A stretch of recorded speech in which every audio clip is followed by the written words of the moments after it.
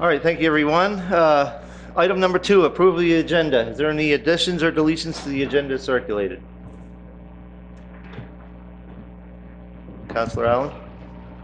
I'd like to move that we add the proposal from the ARC to the agenda. Proposal from the ARC. We'll put that under new business, item number 8.9. Any other additions or deletions? Hearing none, a motion to approve the agenda as amended is in order. Moved by Patty, seconded by Daniel. Motion on the floor to approve the agenda. All those in favor signify by saying aye. Aye. Contrary minded? Motion carried.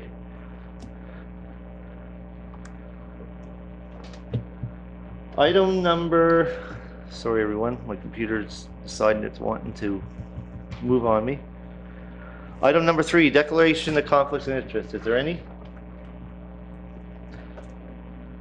Hearing none. Approval of the minutes. Is someone prepared to approve the minutes as circulated? Moved by Trevor. Do I have a seconder? Seconded by Daniel. I'm sorry, Gerard. You wanted the approval of the minutes, or did they? Yeah, it was already moved by Trevor. All right. Motion on the floor to approve the minutes of November 22nd, the regular and in camera. All those in favor signify by saying aye. Aye. Contrary minded? Motion carried. Item number 5, Warden's remarks. I'm going to keep them very short today because we have a very long agenda.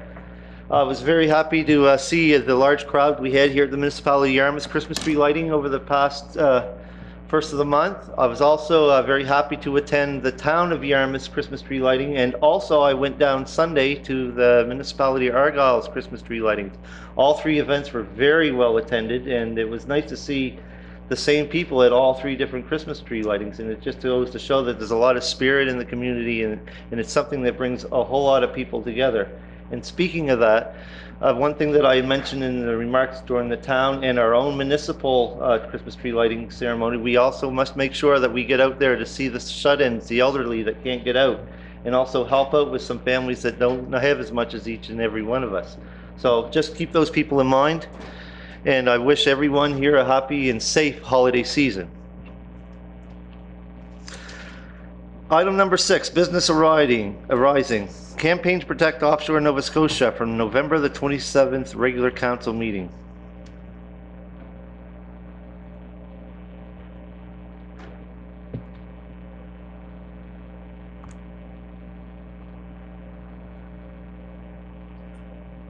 What is the wishes of the council?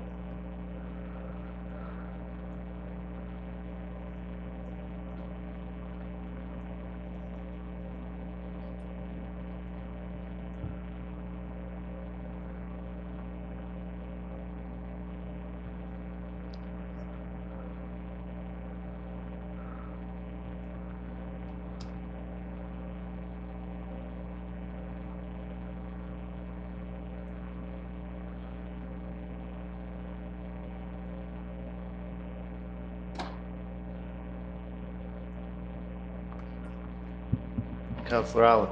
I'm wondering if it's possible to invite someone from the South Shore chapter, or I'm assuming that's a representative that we're receiving this letter from, to come in and just speak to us on this. The steering committee, like you mean, there's a whole bunch of them I see here. Deb Beers, Don Calhoun, John Davis, Marcel, I don't want to pronounce his last name, Marilyn Kenny and Duncan Kroll. Those who you're speaking of? Yeah. Committee members? We certainly can, if you wish to make that a motion, that we ask one of the members from the board to come and give us a presentation on this. Well, just to give us a little more information as to what they're looking for, and you know, what exactly is taking place. All right. Councillor Cunningham? I think that Councillor Allen's suggestion is a good one, so I think that we should have more information before we proceed with supporting such a letter. All right. So I guess we're going to do that a consensus, direct staff to move forward to contact one of the steering committee members to make council a presentation in the future. We all consensus in that? All right. Yes, Gerard. Is this group, is this associated with the one from Southwest Nova? The like Bernie Barry and those guys? That's a very good question, and maybe that question can be answered when they come make a presentation. Yeah. I'm really not sure. Okay.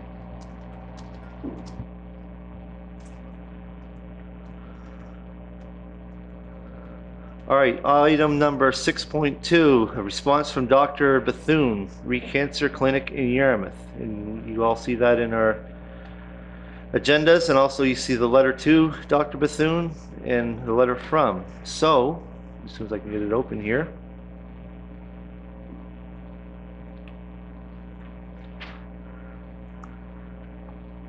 It's just to let council know that Christine Smith, the communications manager of Nova Scotia Cancer Care Program, called today on behalf of Dr. Bethune to advise that the letter of request forwarded to by the 3 municipal units has been received by his office, and he'll be contacting Liz early in the new year to have a meeting with Dr. Bethune amongst all 3 councils. So that is moving forward, and as soon as Liz gets confirmation of a date and time, she'll be forwarding that to us, and also the town of Yarmouth and the municipality of Argyle. That's something that, if you all remember, come out of our joint council meeting down in Argyle we had. So we're moving forward on that. Item number 6.3, traffic speed sign. Councillor Cushing. As you know, we do have that traffic speed sign in our possession now. And what I'd like to see, I've been talking to Ken and others about this, and they'll probably be turned over to the traffic authority to decide how to use it, where to use it. But being a concerned councillor from my district, I certainly like to be involved with selecting some locations where I think it would be best used in my district, and the information that can be obtained from it. In saying that, I'd like to encourage all other councillors to come up with some type of a list of where they like to see this speed sign in their areas where there's definitely a problem, sort of thing, right? Or if there is a problem. But I certainly like for us to work with the traffic authority, I guess, to see how it can be set up, and so we can select some locations for it, because I'm only assuming here that, for instance, a deputy warden sits on the traffic authority, and he really doesn't know what areas in District 6 where it should be used. And I certainly can provide that advice in the same way with Councillor Durkee, same way with Councillor Cunningham, and Councillor Allen, and Councillor LeBlanc. So I think it'd be very important for us to start investigating where we should like to see this placed, and perhaps look at more if needed. So, thank you. All right. Any more discussion on that? Hearing none, also one thing that I would like to get a little bit input from, and I'm not exactly sure if our next meeting would be the Police Advisory Committee, which I sit on, and I'm sure Staff Sergeant Ben Perry would have a few suggestions as well, just to see if it matches up with some of the areas, because obviously his traffic people will certainly know where there's problem areas. Yeah. I happened to, and just to clarify a little bit, I've had to talk to him one day. I seen him at a place, establishment, and I mentioned that we had one, and he said he thought it was a great idea to have, and he knows that other areas where there have certainly helped a lot in reducing speed. So, All right. yep. Thank you. Item number 6.4, appointments to committees and boards, meeting date. What is the wishes of council? Do you wish to do a poll? Or have any other dates? This is something that we've been trying to do for quite some time. I don't know when council would like to meet, but we should do it very soon. Would you like to do it via poll? Sure. Is there any dates in particular that you have that you would like to see? So, Mr. Chair, we're talking before Christmas, after Christmas? Whenever we wish. Okay. I don't know, do we want to do it, is it evening, is it daytime? Just to, That's at your discretion. how about I'll make a recommendation for 4:30 on the 20th of December. There's something going on the 20th of December, and I can't remember what it is. Okay. So we're going to be meeting at December the 20th at 4:30 p.m.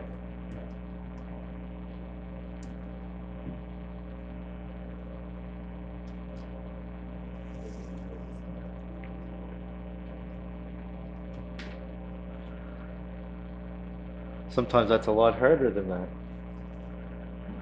And most of the time it is. Okay, item number 6.5. Response from Regional Emergency Management Organization Doppler radar support.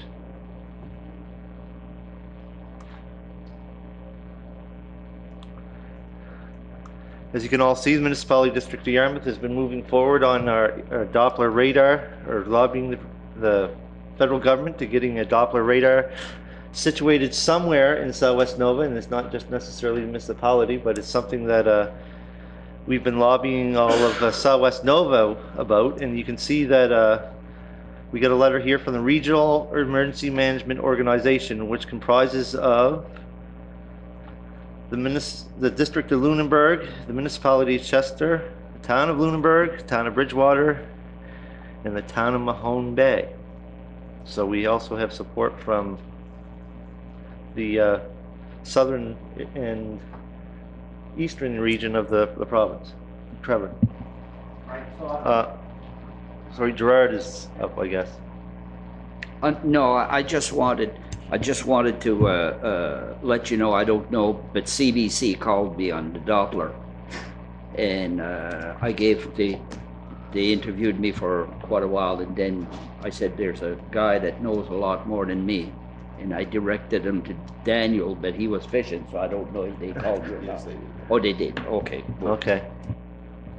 Not sure who's up here next on the queue. Councillor Cunningham, you are. Yes, and it's just a really, really nice to see that all the other municipal units are seeing this issue for what it is. There's a lack of coverage apparently, and folks are identifying this. So I'm hopeful that the federal government will respond by placing a Doppler site somewhere in southwest Nova Scotia to cover the fishing grounds for a very important industry. And glad to see Councillor Allen taking the lead on this issue. He knows the issue, and definitely is an asset around the council table with regard to this. And so I'm hopeful that with the identification of this is a real issue for the southern end of the province, the federal government will respond by making that coverage of our offshore area possible. Councillor Cushing. Thank you, Deputy Warden. Again, congratulations to Daniel on having an interview with CBC. In order for us to move forward and to look for the future, especially something like this, it's always good to recognize the past. And over the years, I've come across a good friend of mine and another person I knew who got lost at sea because of storms. And there's a wonderful monument down on Water Street in town that the waterfront the development has erected there. And personally, I don't like to see any more names added to that in my time for Lost at Sea. And where I'm coming with this is that from years ago, when the fishing vessels were much smaller than they are now, the fishermen or the fishers have upgraded their vessels to be more stable at sea.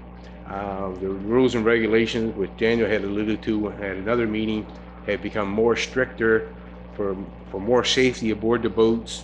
And I noticed this year on the waterfront, there's a catch net, I guess you would call it, for anybody get lost overboard. You guys have one of them on your boat too. So it's steadily improving. So which is very positive and very good to see. However, with all these regulations coming in, and the fishers are standing up to the plate and spending thousands and thousands of dollars to keep their vessels in good shape and under steamboat inspection and so on and so on. Here is a fact that a multi-million-dollar fishery in this area, southwest Nova Scotia, around both shores, don't have a double radar. How can we now push even harder to make sure this happens? I alluded to back some time ago of a letter from the Department of Environment back from 2014 where they said they're going to spend all this money, and we still haven't known where they have spent, or if they have spent any money. At that time, we've had a government change, the other government saying, oh, we're going to spend this much more money. Has anything been done? How can we, now we have all this support, how can we lead the charge to really make this an issue to have this done? Not in 10 years' time, but some type of plan that they can have that is continuously being upgraded, or an actual station placed in southwest Nova Scotia. That's my really concern.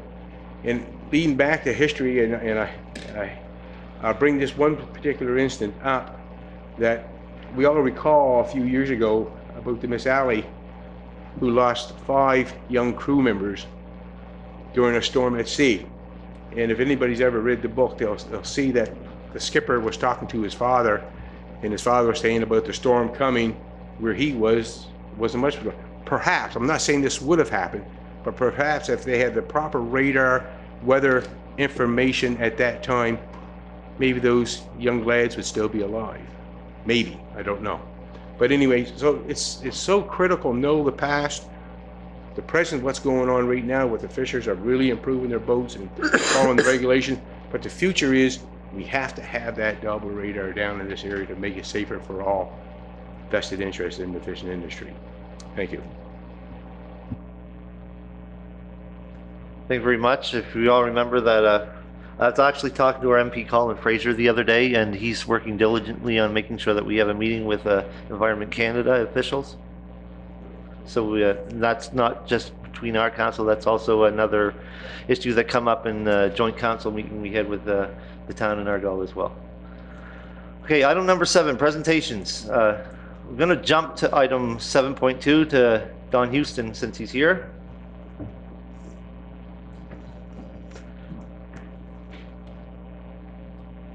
Just hit your red button on the mic so everyone can hear you. Okay, I'm not sure which way council wants to go with this because we have a bunch of issues here by different councillors putting on here, like additional bush cutting by Councillor Trevor Cunningham, roadside mowings by Councillor Cushing. So I guess, yeah. So I guess whoever wants to speak first, light your mic, and we'll move on from there. Councillor LeBlanc.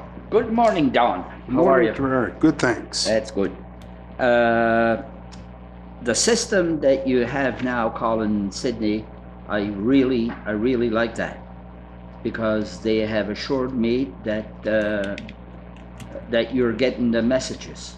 Yes. The only problem that I have with that, I don't know if it's done or not, unless the people that have called me tell me, and some of them I don't want to bother. The one that I'm talking about was right across the street from me there. He had a problem with his ditch. Yeah. Did you get that? Oh, yes, we've been in touch with him, so. Oh, you have been in touch Yeah. with them? Cook? Oh, yes, Yeah. yes, Francis. Yeah. Yeah, as soon as we get some weather, we'll be down there, so. Oh, okay. Yeah. Okay, that was, I still like to hear from you, you know. He should have contacted you, shouldn't he? Huh? He made the contact with me, Oh, he did? yes. Or maybe. So I'd have thought maybe if Maybe you guys he- were going back and forth, maybe he'd have let you know. Maybe he thought I didn't call you or something. Not sure, but your name wasn't brought up in my dealings with him, so I'm not sure. I called Sydney on that. Oh, no, I'm sure you did. I saw that on the assist. Oh. But my dealings with that gentleman, your name wasn't brought up at the time. Oh, no, but- no, yeah, Okay. yeah, okay. Yep. Yeah, I'll talk to him. Yep.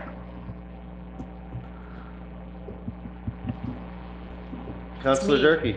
Thanks. First of all, Don, thank you so much for everything that you've been doing in District 4. And there have been a lot of things, and I know everybody appreciates it, particularly me. And I'm getting lots of positive comments about how quickly things have gotten done. So thank you, really appreciate it. The water drainage issues in Sanford, I think I sent you a couple of pictures recently. It's continuing to happen. The concern is that once the weather gets cold, we're going to have the ice problems building up there again. Have you had a chance to look at that? We have, I've been out to look at it myself this time of year. That'd be something that you'd have to do between the end of May and the end of September. That's in-water work. So right now what we're going to be doing is just keeping an eye on it for this winter. I mean, if we have to put a plow or something down there to take ice off, we will. But that's going to take some shoreline protection. Oh, And no, that's not. That's I not- know, okay, so wait, that's two, that was the other issue, just Okay, reversed. okay, Okay, so sorry. yes, Yeah. the Sanford, right, so you're talking about the shoreline, yes? Yes. Okay, Okay. So again, that's the first one. we'll be looking at shoreline protection, some of that next year. So Okay, great. again, with permit. So this is another one, is it? Well, the other one is where the boat builders. Oh, okay. Right? Yeah. And there are two driveways. One driveway goes to the boat builders, the other driveway, I'm not sure what it goes to, but the water's running straight down. It was the same issue we had last year. Yes. Where the ice built up on the Yep. road. So I sent a couple pictures because when we have big rain, it's full of water already. Yeah, So it's, okay. so I think it's a drainage issue coming down that Yeah. driveway. Unfortunately, that access would never be allowed now. Yes, But I that's mean, what I'm that's understanding. been there forever, so it's grandfathered in. So we're stuck with it. The landowner's putting water onto us. It's not Yes. the opposite. So again, my counterpart was up there to have a look at that. We're gonna have to grade that shoulder again. I see Okay. the backside of the shoulders getting high again, and that should take care of the water being on the road itself. So Yeah, it's not going into the ditch, it's going on yeah, the road. right. The backside of the shoulder's higher, and it's not allowing the water to get off. So we'll be up there again with some weather right away here, just to grade that shoulder Okay, back. Yep. great. Thank you so much. I'm done. Hey, that's easy. Yep, thanks. Councillor Cushing. Nope, you turned yourself off. Now it's Councillor Cunningham. I'll have to get you back later. Okay. Again, like Patty had indicated, thanks Don for all the hard work, and you're always responsive to all the issues, and which is a great thing. So you're a good partner to work with. Fantastic. I've got a few items here. Additional brush cutting, and again, that's mainly, it's not even really brush. That's along the intersection of the Dayton Road and Lakeside Road. When you look down, there's just even that high grass and stuff is really causing a little bit of concern, and also some of the trees down there. It's kind of a dangerous situation, but if you could just take a look at that, and also along the bridge on the Dayton Road, there's some alders growing up along the bridge, and that makes it hard, mainly for to see pedestrians around the Okay. corner. It's better this time of year because obviously leaves are off the thing, but so that's not as critical an issue. But So can I interrupt the one Dayton and Lakeside? Yeah. The brush cutting there, that's not adequate? Because I was up there, there's plenty of sight distance, I'm not sure. We had cut that back and yeah, a little while ago. okay, so maybe I didn't notice that. So if that's the case, then I mean, I can recheck it again. I mean, Ken, you're up there all the time. I don't, Yeah, I know, it was getting bad at one point, I thought it was going to. yeah. Okay, good. So maybe it has. Yeah, and Yeah, maybe it. I think maybe what's happened. I'm going to put that down to check, just to be please. sure. The issue there, the other issue there, as far as pedestrian goes, is we've got a rain gutter, but it's kind of broken down a little bit, and then to the right of the rain gutter is gravel, and that because of the steepness, and I know you work on it and so forth, but if we could get a more permanent solution to the shoulder there, it's not a very long stretch, it's maybe 50, 60, 70 feet, 80 feet, but we really do need to get something there because there's a lot of runners and a lot of walkers and stuff, and I'm afraid that somebody's going to be on the road, almost on both sides of the road there. That Session Hill is very steep, and it's a very small shoulder, and when it's dark, it's very hard to see, and even during the day, it's not good, so I'm afraid somebody's going to twist an ankle or fall out in the traffic. So we're not planning on doing any sidewalking in that area that I'm aware of anytime in the near future, but if we could somehow come up with a better shoulder solution, that might be something that we could talk about with you. And shoulders, I know, are a big issue all around the municipality, but that one in particular is really heavily, a lot of pedestrians. There's the blind crest there, obviously, of Session Hill and the intersection, and it's got a whole bunch of things that make it difficult. So if we could think of something, and maybe we could even partner, I'm not sure, but if we could think of something, maybe put our thoughts to what we could do there, short of a sidewalk, in the interim, that may be a good thing, because it's an issue. Yeah, it's a tough spot with that severe grade, for sure. Yeah, that is. Okay. Just looking down through the list, Lakeside Road sign, I was in contact with another person from your department. They were down here, and oh, sorry. That was me. Yeah, no, I'm skipping ahead to the other issue. My apologies. Lakeside Road sign, thank you. We had a conversation, and there's just to let the other councillors know, there's been one that's been installed. This is on Route 1 showing Lakeside Road, on the north entrance of Lakeside Road. So we've got one sign in. The problem is there's another sign to be put there. So we've come to that conclusion, and I think Don's ordered the sign. Thank you very It's much. ordered. And Somebody must have wanted one with the left-hand arrow too. So okay. two thumbs up on that, I Okay. guess, or literally. The last issue, I had a resident come to me and they're right. The signage for the community playground in Dayton, and I did talk to another counselor, not another counselor, another department official, and my understanding is so long as we can put up a sign, the municipality can, so long as we are talking to the residents and we're not sort of blocking their view or it's an issue. And of course, we'd also consult with you before we put up a sign. So there's I'll just let staff know about it. There's a want of a sign for the community playground in Dayton. That's the church playground. It's actually in Hebron. The other piece of that is there's also a want for a sign for for our municipal recreation park, which is in Hebron. And we've got a very, very small sign, but it's not really large enough. And people are coming away for a lot of events, and they're not able to find the venue. So I guess long story short is that's something that we could talk about at the municipal level, maybe having a better and bigger signage for that on both the 340 and on Route 1, so folks can find their way there. I know lots of folks use GPS and so forth, and that helps. But certainly a sign's and needed. So are we talking the Hebron Rec Center? Is that? Yeah. Okay. Yeah. And so Don, just maybe a comment there. Am I right in stating that that's the case? The municipality can put up a sign? Yeah, they've put them up in the past. They're as long as you have the permission of the adjoining landowner. Yeah. Right? And on our right of way, and you're not hampering sight distance. So what I'll ask is staff to put those on the list for conversation discussion, so we can get that signage, make it a little bit better for residents. Thanks, Don. Appreciate it. Councillor Cushing. Thank you, Deputy Warden. Again, Don, thank you for all the work that you do in the municipality and looking after the concerns. I'll just follow off with Councillor Cunningham and Trevor on the signs. I was at your office one day talking about getting a list of signs in my district so I could help identify where the signs are missing instead of you putting out staff and and going around looking for stuff, because I know the staff is pretty much limited. And at that time, we discussed that probably next spring there will be a map, a GPS map that is, Yeah, that's what we're Okay. hoping for. If we Yeah. can, we're still looking for a GIS officer in this district. Okay.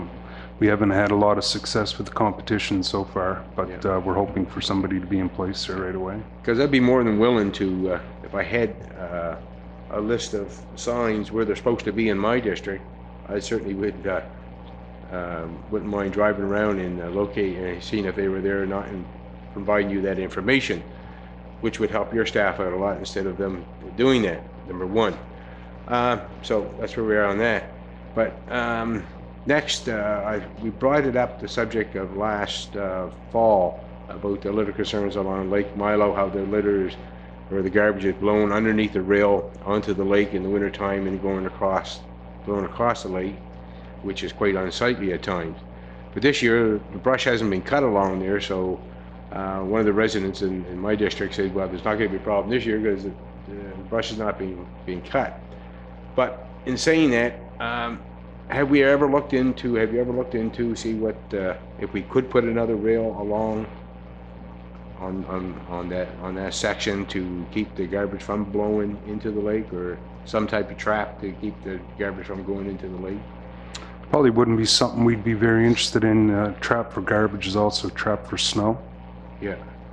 So, But I'm saying if it was a rail, usually the snow, if I'm talking out loud here, a lot of our blockage comes from the northwest and west, and some from the east, of course. But in that case, there is blowing to the east, and if it's just a rail along there, the snow could go through. And if the alders were cut along that area, the brush was cut along that area, it would still allow for the snow to go through, in my opinion. But that's my thoughts.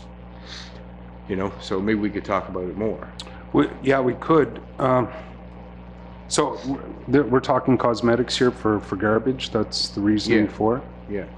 Okay. Because in the wintertime, like say, it blows across the lake, and Yeah. and stuff that doesn't blow across the lake is caught down on the shoreline, and during the summer it deteriorates, and if people are out paddling or rowing or using the Lake Milo, they're going to see garbage along the shore. And Okay.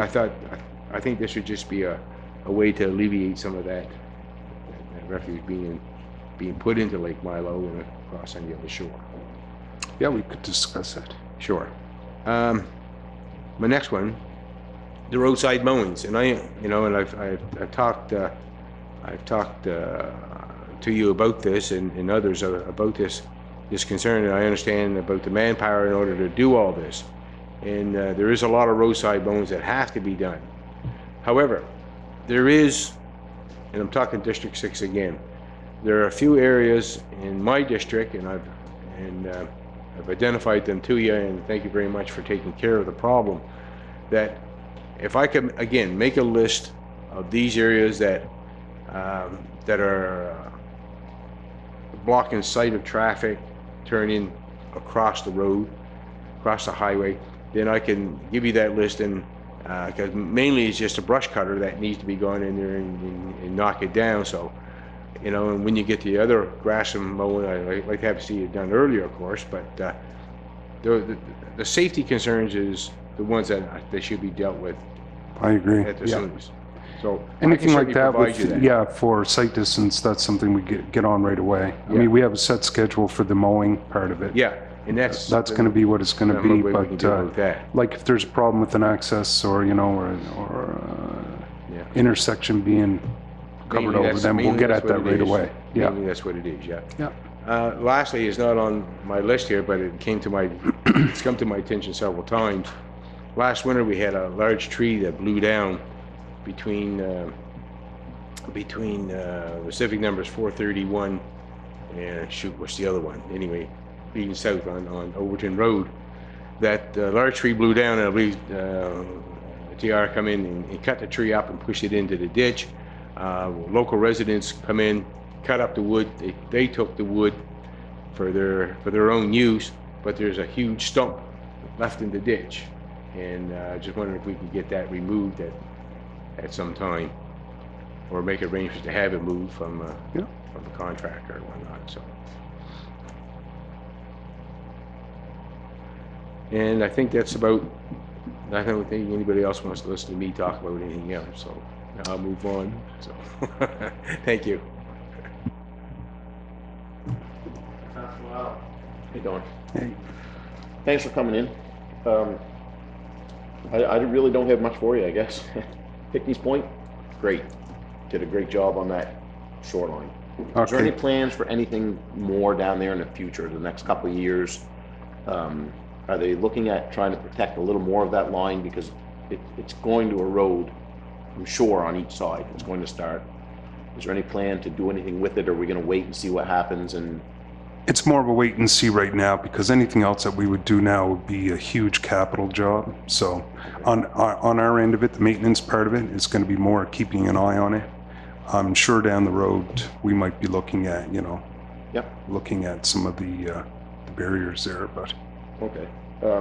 Well, I've told you before, you did a great job on the paving, Melbourne, Pickney's Point Road. Question, Melbourne Corner, north of the church, just before the intersection to turn to Little River. That corner is eroded. It's bad. I got concerns from Castle Lake Campground and Mr. Spinney about his trailers coming around that corner, and the big trucks, the tractor trailers and stuff. Any chance on getting something done there? I'm not sure what we can do with it. so we're coming from Yarmouth. Yep. Mose Hill Road is on your left. Is it before the? Before the church. Okay. There's that little bend there. Yeah. I think from there to the corner is that old, I'm not even sure what it was that they put down. It was like a crushed stone mixed with, yeah. Microsealing, yeah. Sand seal. Yeah. I think it's about 500 meters or something like that. I'm just wondering if maybe you go down, just have a look. The corner itself is really bad. It's breaking apart on the lower end. That kind of distance would probably be a good candidate for a rim patch. So, Right on. Yeah. I could look at that. I know the corner itself is bad. Again, Arcadia did a great job with that come out well, the bridge. They did a good job. What about Kinney Hill? Are there any idea if there's anything ever going to be done on Kinney Hill? Again, we've brought it up in the past. I mean, it's getting to the point now we're going to have to do something with it. Repairing it must be getting to be a pain. It is. We're going to have to look at doing something with it again with rim or something. I know in the past we've had complaints from some landowners about paving it and then the increased speed up there. Yeah. But I think even from this council, we had it, one of the older members. But it's getting to the point now that there's nothing left to repair.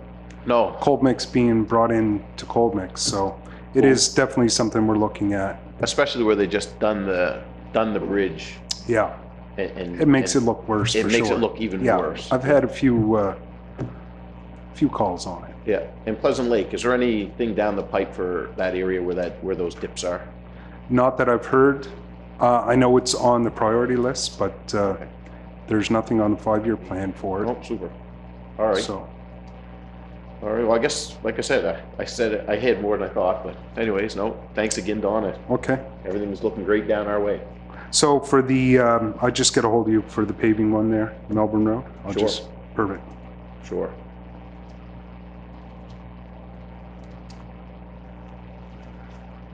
Gerard's blinking again. Yes, Don, I forgot something. From the corner in South Ohio to my road there's 2 holes, that two pylons. Are those fixed? They washed out. Are we talking North Ohio, or are we talking the Lake George Road? Lake George Road. The Lake George Road in between the corner Yeah, and my road there. There's 2 pylons that are on the side of the road, and the holes are quite deep. It was washed out. It's washed out by the rain, and if a car goes in there, they're we've gonna been doing a lot of shoulder maintenance here in Yeah. the last few weeks, but They're I'll gonna- check to see if that one was they're gonna completed. hurt their tires. Yeah. Thank you.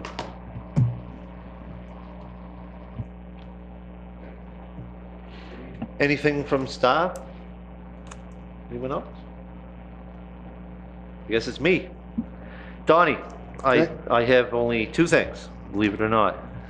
You guys got a lot of credit, by the way, for clearing up Nova Scotia Power's right away on their power line going up to 340. They really enjoyed that brush cutting. I said, well, they said to thank Donnie. I said it had nothing to do with Donnie. I said it had to do with Actually, Nova Scotia Power. might have had a little bit to do with us. They were planning to leave it the way it was the first time. Really? Hmm. Just clipping the tops off and leaving Oh, yeah. it.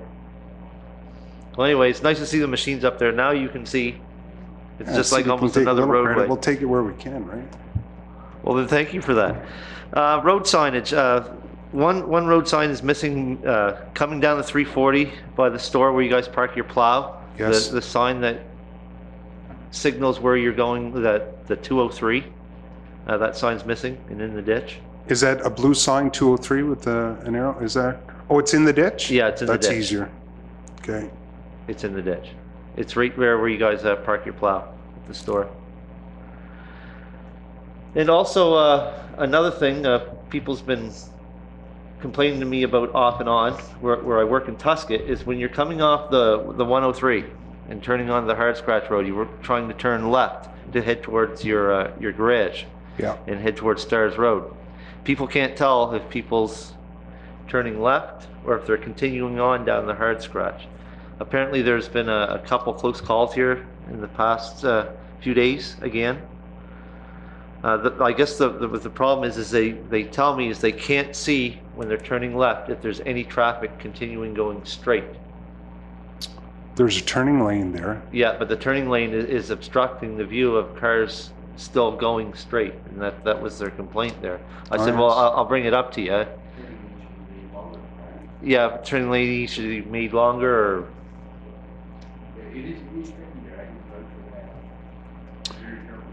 Yeah, that's usually done, like turning lanes, the length of those are usually done with the speed limit. So, I mean, you're 70 coming into a 50 there, so typically a turning lane is not that long in that small of a, or that lack of speed, so.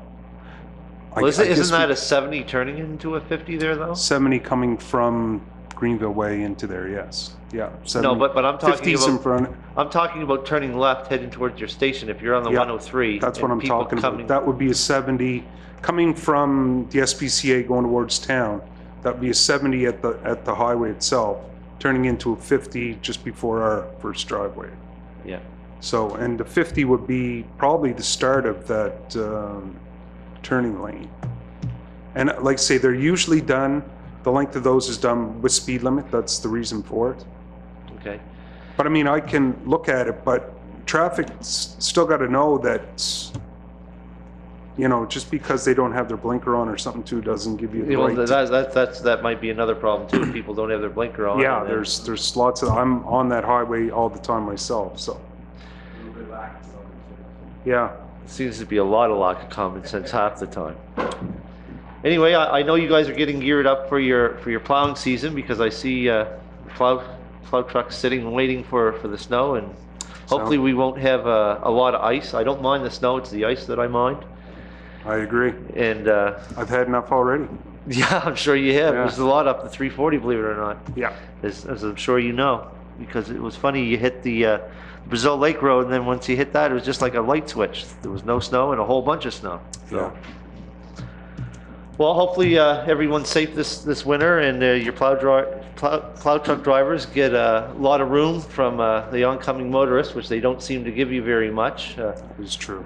I certainly find that I try to pull over if I can and let them go by, because it's kind of funny. I keep thinking of that commercial that Nova Scotia Department of Transportation had. We're not driving a feather duster here. Yes. Because they're a big piece of equipment and it's hard to get around, and I'd like to see people give them all the room that they can to make sure that they keep our roads safe. Yeah. On that note, thank you very much, Donnie. Yep. I had asked you. No, but this is the next item, actually. You have a new manager, I guess. I'm looking for the name here, but Pamela Mailman Shand. yes. Yeah. Yeah, So item I 7.3. guess we were gonna maybe ask you while you were in if we could arrange maybe to have a meeting with her and introduce You council could do to that. her. Yeah, sure. Maybe probably not till the first of the year, Yeah, probably first of first the of the year. year or something. Sure. Yeah, Yeah. I'm sure she So it's good to have a new manager in, I guess. Yeah, it is. Yeah. Yeah. She's actually had another, she was talking about coming to this one, and I have an overlap. I got to be to the one in town at 11 for the trails. So, so she was going to do that one, or she would have been here today. So, Okay, great. so sometime in the new year then. Yeah, it sounds Early good. in the new year. Yeah, All I'm right. sure she'd be up for that. Okay. Thank you very much, Donnie. Thank you. You guys have a good Christmas. Same to you. Okay, item 7.3, schedule meeting with area manager Pamela Shan. So, obviously, we've gone through that. We'll move back up. Derek was supposed to be on here first, but we were running a little late because we seem to be a little long-winded sometimes. Department Head Derek Sutherland, Director of Public Works. You have the microphone, Derek. Thank you, Deputy Warden. Good morning, staff and council. I'll quickly just run through some highlights of where we were on coming out of this busy capital season. We had a lot of projects on the go, but I think we're seeing the light at the end of the tunnel. Hebron Phase 3 sidewalk is complete. The final sets of railings went on the walls last Friday, actually.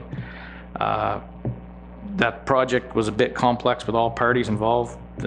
We commit on budget, and everything seemed to turn out good. So a bit of time and delays, but it's finally complete. So we'll be finishing up data and project documents this winter. Basically, put that one away. Cape for Shoe, that envelope project's complete. We have a few minor items to address in the spring, but overall the scope and the final project's nice to see. I believe it came out well and very receptive to most people. That's a good feedback we've heard on that. I'd like to say Delmar did a great job, and I'd like to take the time to thank them and their team for their effort. Tends to be those projects at the Cape, contractors tend to put a little personal touch in it just because of where it is and the recognition they get for it. So again, I'd like to thank them for their hard work. Our LS1 lift station 1 here in Milo upgrade is presently in progress. We're actually going to be setting the new pump station in place this afternoon. We'll be prepping all the electrical and all the lines and everything to run, so we'll get everything ready for the new year, and we'll do a shutdown and transition from wet well to the new pumps in the first thing in the new year, weather permitting. But that's gone good and quick. So like I say, we'll get that in place and tackle it in the new year. Arcadia School, the grounds and equipment have been cleaned up and portions removed that we required to. The building's been secured, and we have the lower levels secured with plywood and things for protection. We'll continue maintenance throughout this winter on that. We've been shifting over into a winter prep season, again getting ready for the possible weather.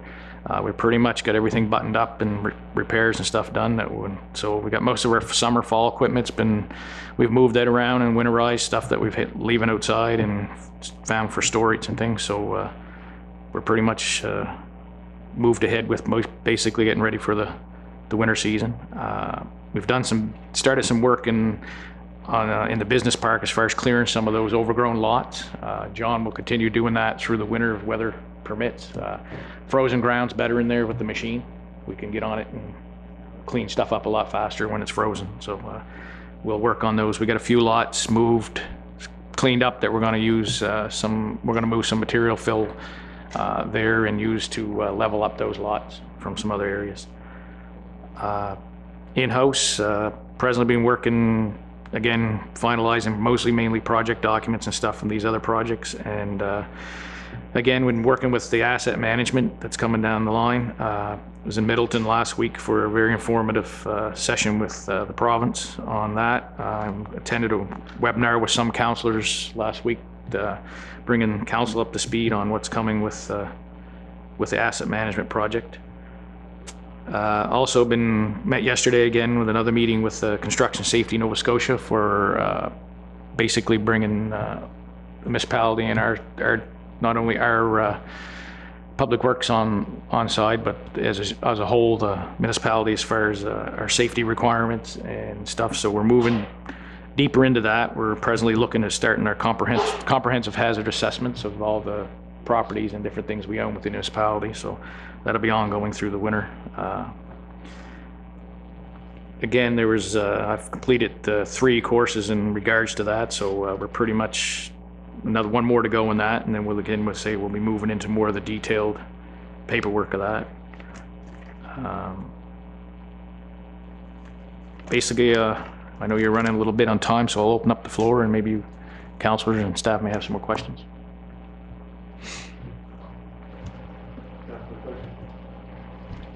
Thank you, Chair. And Derek, I'm going to ask you this same old question I've asked you all the time. You had a chance to, you haven't forgot about those drains. Catch bait, yeah.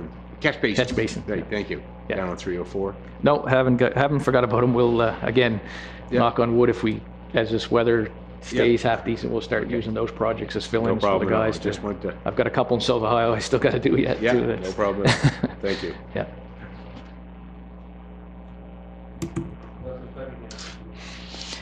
Yes, thanks, Derek, for coming in, and thanks for your all the hard work on the Hebron Phase 3 sidewalk. It's a wonderful project. The community's excited about it, and you know, we've got a lot of residents, quite a bit of density in that area. Very, very busy sidewalk. So I'd also like to thank the other councillors for supporting that project.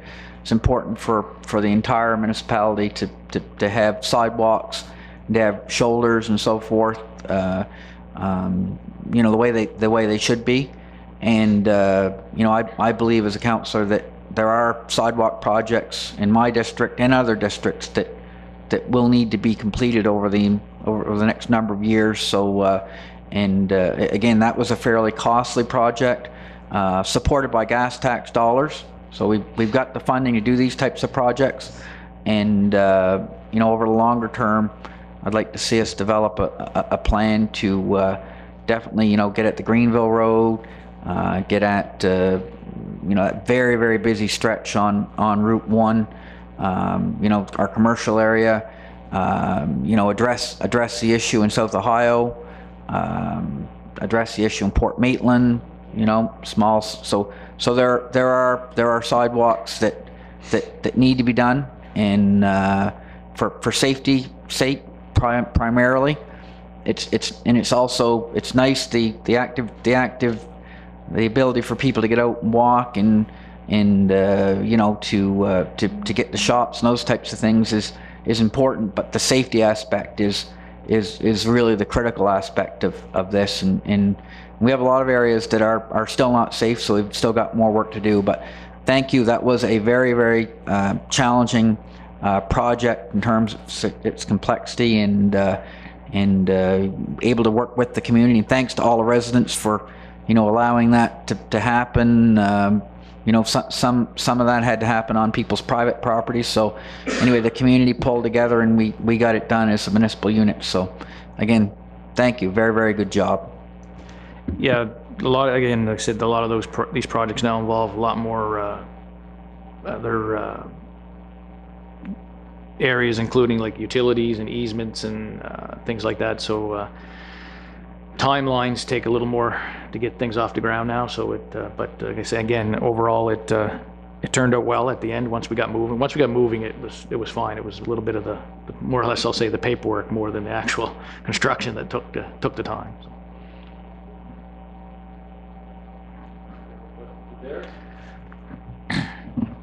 Hearing none, thank you very much, Derek. I'm sure you're all geared up for the winter season and the snow plowing, and hopefully there won't be too many people that plug off our sidewalks and make our job more difficult.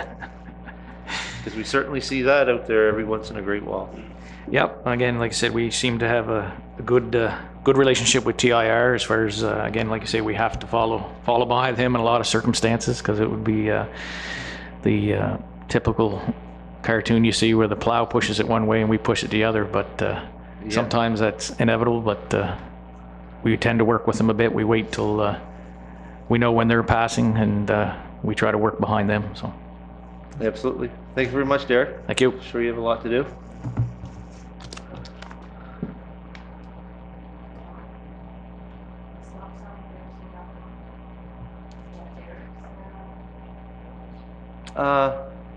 Where's that on the agenda? Stop sign at register.com. Yeah, I can probably give you a quick background on it. Yeah, It would if be- you do that. I know Mark had been speaking, that with Don as well, so that could have been maybe if Mark would have been here to talk, but I had mentioned it, we talked with Don in the past on that. That is a TIR intersection or owned road. We have one at the municipal road leading into it. The section is not open. So he said it would be up to the Bridgewater Traffic Authority to have a look at that and see, and they were gonna, next time they were down, they were gonna have a look at it. I'm not sure, I don't know if they've actually looked into that issue.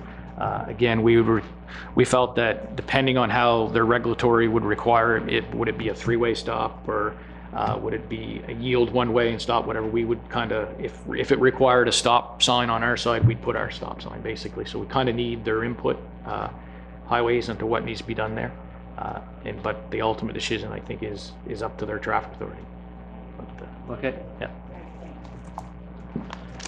thank you very much. Okay, we'll jump around the agenda here. Did item 7.2, Don Houston, item 7.3.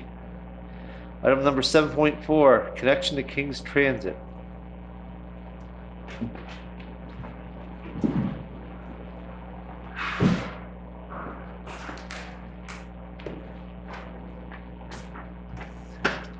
Thank you very much. Can you please state your names, please? I'm David Doucette. Dave Doucette? This is Aaron Caldwell. All right.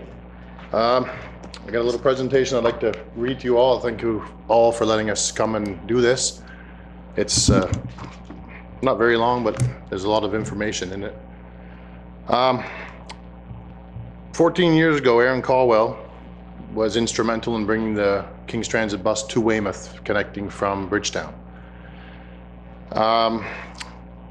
Since then, he worked for King's Transit for many years, retired, and been talking to many people between Cornwallis and Yarmouth.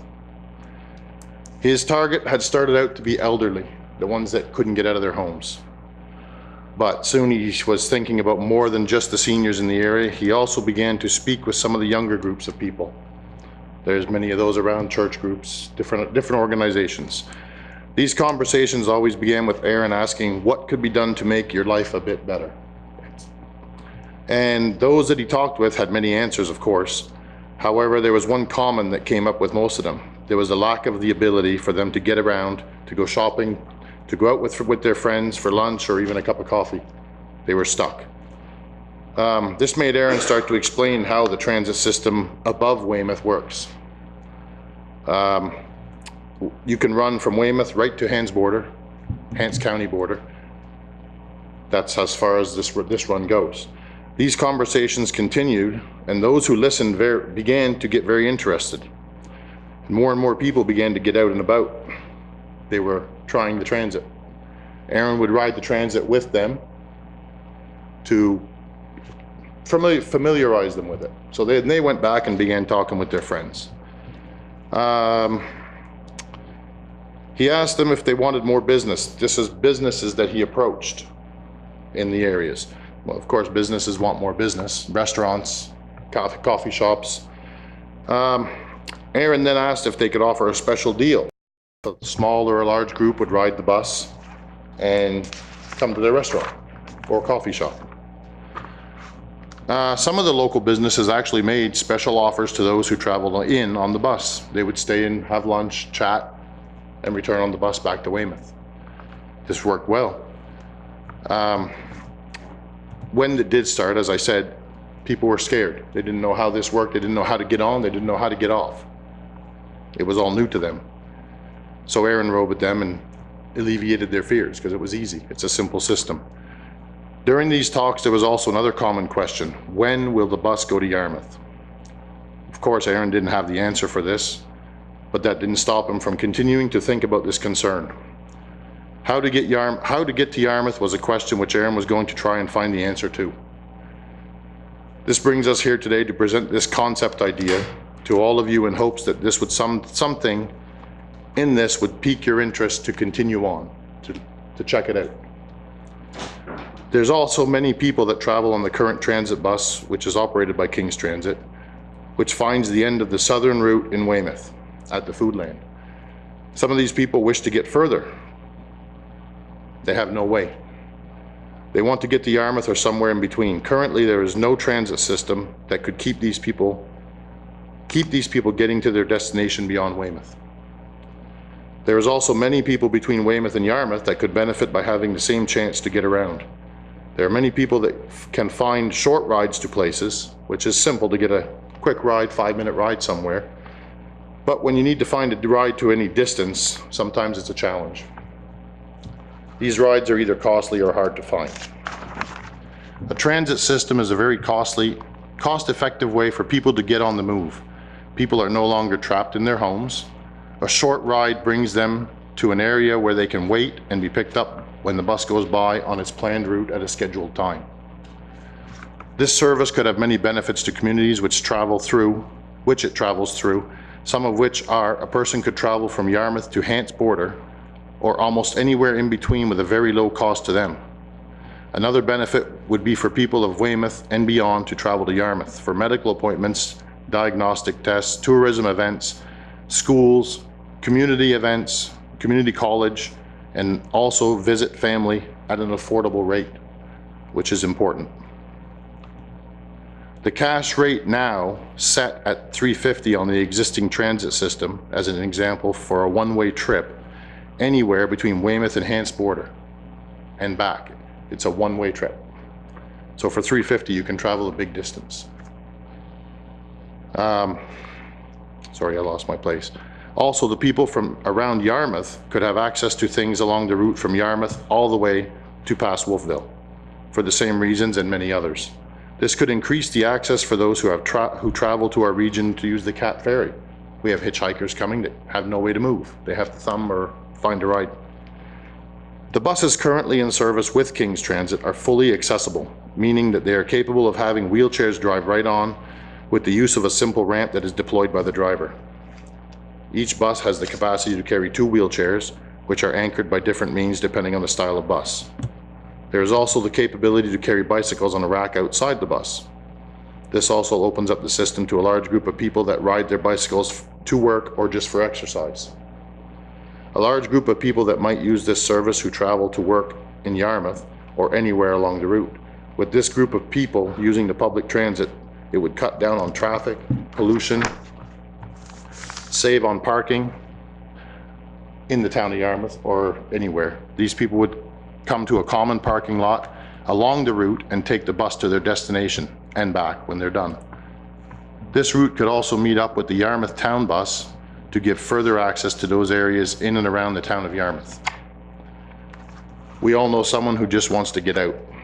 They want to go see friends or go somewhere with them. This can be made possible by a cost-effective way to travel. Please let me use the system that runs currently above Weymouth as an example. This system has a few different ways for passengers to pay for the ride. An adult customer paying cash has the set cost at $3.50 for one way. If these customers wish to travel a little more often, there are different options available. To begin, a sheet of 10 tickets for an adult is $30. There's also a sheet of 10 tickets for seniors or students at the same cost of $19 for either one, which one ticket is one ride, one direction. There is also monthly passes available. An adult pass is $90. That's a lot of traveling for $90 in a month. Very affordable for most people. The cost for a senior or a student is only $65. So you have students going to Burridge, they're coming into town, take the bus, it's cheap. You don't have to drive, there's no insurance, there's nothing. People get on and get off. $65 for a student or someone who is 60 years of age and over. That is considered a senior on their transit system. There is also the person to use this service as much as this allows the person to use the service as much as they want. There is also another benefit to buying a monthly pass. The cost of the pass is tax deductible, unless the government changes that on us. To make the system available to everyone from Hants border to Weymouth, a partnership was formed with Kings County, Annapolis, and the municipality of Digby which each of them owning their own buses. The municipality of Digby now owns 2 buses, keeping the older one to be used in case of breakdowns. The Digby Municipal Council was able to purchase the newest bus with the gas tax rebate to the municipality. Now, another part that we need to discuss is examples of the cost to operate. It's never a good subject. This starts with the cost of purchasing or leasing a bus. This does not have to be a large 40-foot bus, but can be sized for the route and the amount of people that are going to take it. Administration is a cost, licensing, repairs, driver salaries, and a few more incidentals that will occur. There is also a cost to purchase the printed tickets, monthly passes, the bus stop signs, advertising for the route, some of which can be offset or totally paid for by the monies collected from the fares. The advertising can be in forms of stickers applied to the outside of the bus or printed boards which can be placed in holders inside the bus. There are different ways for local businesses to advertise with the system. We have not, however, looked at a feasibility study or tried to plan any route between Weymouth and the town border of Yarmouth. We are simply here to plant a seed, a simple seed of a large oak tree idea. This is not small, it's huge.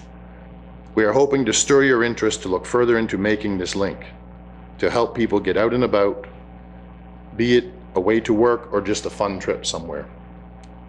We understand that the cost is always a factor. There is, at least with a service like this, ways to offset the total cost. This is a service available to all. We relate this to other services which are paid for by council, like trash collection, with one difference. Most of the services are just a cost. Providing a transit is one where, through the collection of fares and advertising, the cost will be lower or maybe even pay for it completely. I have also below a copy of an email from Linda Gregory from the municipality of Digby. She is a councillor there, outlining some of her thoughts, which I would like to read to you. Here are a few benefits and concerns. This is directly from Linda. The benefits, helps benefit seniors, students, low-income persons with disabilities, and people with no transportation. Low cost for traveling due to being subsidized by the municipality. Able to travel to hospitals from Digby to Kentville for medical appointments. Able to go shopping, catching one bus in and catching another to go home. Everyone knows they can catch the bus anywhere on the route. With the new technology, there is free Wi-Fi on every bus. There is also a real-time app where people can check on their phones and know where the bus is. This is being implemented as we speak now. They're putting that in. People who are not on the route will get a ride to a bus stop to take the bus out of town or into town. I'm assuming that's what she meant there. It provides jobs for the drivers at a decent wage. Cost to the municipality are the concerns. The route needs to be subsidized cost to the taxpayer. Cost of the maintenance for the bus, oil changes, engine checks, tires, etc. It's a machine that runs down the road. Replacing bus when the bus needs service, repairs, setting aside capital each year for bus replacement. Due to the number of miles put on the bus needs to be replaced more frequently than regular transit buses. The length of time traveling on the transit bus. Need place to keep the bus. You can't just park that anywhere. Cleaning of each bus inside and out every night. Needing to pay the drivers the administration fee, mechanic cost. That's what we got from Linda. That's signed Linda Gregory. In summary, this is about getting people moving, which can promote a healthier lifestyle and making a greener way for people to travel. This is also a way to boost the economy. When people get around, they spend money. We are in no way here on behalf of King's Transit Authority. We are here as concerned citizens with a big idea. I want to thank you for your time. We are hoping that you as council will take the time to discuss this further. And maybe someday we'll see a bus coming to Yarmouth. Trevor, you have a question? Yes, thank you for the presentation. It was very informative. My question would be, so, and again, this is early days, but my question would be, what would you see as a route from the I guess the terminus of the service, which is in Weymouth, to Yarmouth? And I mean that keeping in mind cost and service and all those things. What's typical between, I guess, Weymouth and just beyond Windsor? So would it be an express service that would be Yarmouth downtown to Weymouth, or would it meander along would it maybe have a stop in Metagan? Would it have a stop maybe in Hebron or other spots? But I guess that maybe illustrates my question. Yep. What's typically done? The idea is you run between Yarmouth and Weymouth. It's going to have to decide. It's going to be a 2-hour run. It cannot be done in 1 hour. It's impossible. So it will be a 2-hour run, one way back, because of the distance. The bus will travel wherever it can, main line, some back roads if it can get there and out. You make a route to suit the timing. Ideally, this is the whole plan. Our plan is to also speak with Clare, the municipality. We would like them to do half the route. So if you leave Yarmouth and you leave Weymouth, which is in Clare, which would be Clare bus, Weymouth bus as a scenario, we would find a middle point. We don't know where it would be at the time. It could be Beaver River, Salmon River, somewhere where it's going to be equal an hour. Go ahead. Yes, it would have to be close to the same time frame. Distance-wise, mileage doesn't affect much. It's your time framing with the amount of customers you're going to have, picking up, stopping. That takes time. So this is, ideally, that would be the plan, to run wherever the bus could run, main road, off main road, with the time allowed. Lauren? Does that answer? Me? Okay. Thank you, Deputy Warden. You're talking about possible transportation to community college in Yarmouth. I attended a community college here a few years ago, and there was a number of people also that were from Digby. Can't hear him. Can't hear? Is it on? No, your microphone's on, Gerard. Oh, okay. How's this? Better now? Sorry about that. Yeah, I attended a community college here a few years ago, and there was a number of people from the Digby area, the Weymouth area, in Clare that went to the community college at the same time I did. In saying that, you know, so looking at a 2-hour run from Weymouth to town, the community college usually starts at 8 o'clock in the morning, so you have to leave pretty early in the morning to pick up those people if they so wish to participate in that. So Yes. Right now, the first run of the bus along the entire line, 6 a.m. Weymouth leaves at 6 to go to Cornwallis. Bridgetown has 2 buses, which one heads to Greenwood, one heads to Cornwallis. okay, So that's our first run in the morning. In a 2-hour run, they can get to Yarmouth at 8 o'clock. okay. It would be, might be tight, but it's an option that is open. Well, there's always There's always unknown ways. factors, right? Yeah. So, yeah. It's So you've considered that as an option, starting at 6 a.m. in the morning? So yes. it's Oh yes, good. the bus would Yeah. ideally would have to leave. It would leave Yarmouth and it would leave Weymouth, unless we're running just one bus. Then you would have to leave Weymouth at 6 and come down. So But- what's the subsidy that you guys pick up?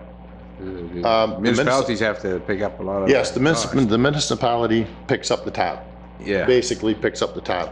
Whatever is collected in fares, advertising, or any other revenue that can come in off that bus line, off that bus, goes against total cost. Yeah. Digby has had, last year, I don't know the numbers exactly, but I know it was a bad year because we needed the motor redone. The bus had 1.5 million kilometers, no motor work done to it. It needed done. So that was a costly adventure there.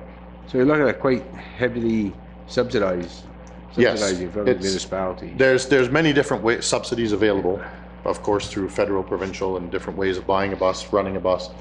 There's always money coming from somewhere that can come, but the majority would have to come from council and be compensated with the fares.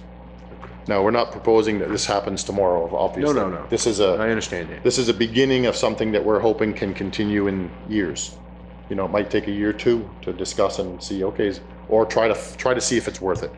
Even just that feasibility study to see if people would use it. No, I understand it. Yep. Thank you very much. Thank you. Daniel? Okay. I'm gonna sound a little confused. That's okay.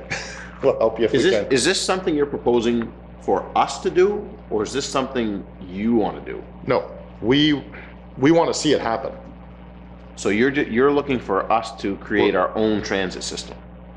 And for it to work properly, it would have to join in with King's Transit. Okay, have you talked to King's Transit about them actually just extending their transit system? They don't have the buses. They're, okay, I'll let Aaron. They're so far away up in New Minas Yes. that they can't maintain the buses like they should be because they're so far away. Okay. We have to have a spare driver take it up for service and bring it back. And down here in Yarmouth, I would like to see Yarmouth County in control of what they'd like for it to do. And stay just on the number 1 highway. And then there's other ways that can be set up to bring people into the main line to get more people out. The survey that I done is the elderly people that need help, seriously. I drove it for 14 years. I had my own business for 50 years. And I had a lot of men working for me. And I did a study on this, and the need is there. Our elderly people is crying for help. I go with them on the bus. I got a load. I got to set up 25 or 30 people from Windsor to come to Digby for an outing, for a ride, because they go in all the little towns. They get the seniors out of their home. And then the place downtown Digby fed them and had a get together for 2 hours, because we have a bus every 2 hours coming and going. Yeah. That's how it's set up. And they loved it. I went on the bus with them to show them how to stop the bus, when we're going to get off, how long it takes to each place, because they're scared. They don't know what to expect. So David and I got David to help me a little bit, because I wouldn't want them to go on the bus alone and be afraid. They got to have somebody in control till they get used of the system. Yes. So I went with these seniors, and you just wouldn't believe. They had tears coming out of their eyes. They were so happy. But the only thing we found, it was too far for them to come from Windsor. So we got to get a shorter distance for them to come. Say from Annapolis to come to Yarmouth. Have all of these systems set up for them. I have Upper Clements Park set up for them. YMCA, they will look after them, you wouldn't believe. The Upper Clements Park will set up their own system to look after them for 2 hours. So they can come with their sons and daughters to get out to mingle and talk. I'm also together with the health care center in Weymouth. There's 40 care workers. We have a paramedic that's driving our bus part-time. So I learned a lot from him, that when they go to houses, most of the time they're lonesome and they're weak, they're sad. And in order to get at these people, let the seniors look after a zoned area, and let the telephone and that ring, so they're getting used to all the people, what their needs are. If they want to have in this zoned area, say about 8 miles, they'll look after that 8 miles. So Yeah, we're getting away from what you We're- asked. Yeah, the thing again, I'm a little confused because Yeah. I'm not sure if we're, No, what and we're- I agree oh. that the seniors need to get out, but I'm not sure, are we looking at a transit system or are we just looking at a way to get seniors No, we are looking at a transit system to move people a to great move people back distance. and forth? Right. These short rides, running out to your local coffee shop, which is 2 minutes away, Yeah. we're not talking about that. But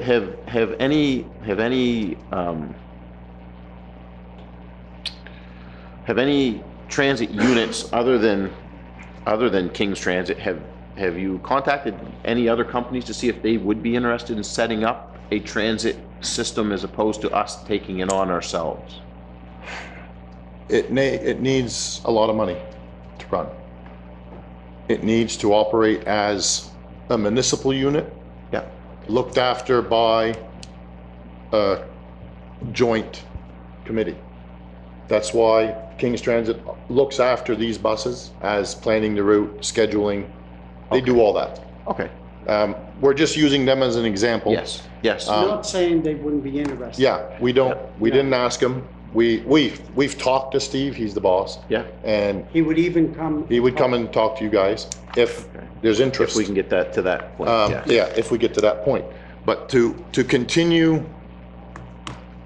a bus line, lengthen it, is probably the only way feasible to do it, because if you have a separate company, then if I get on in Yarmouth and I want to go to Weymouth or Digby, then where I meet up with that other company, do I have to pay him?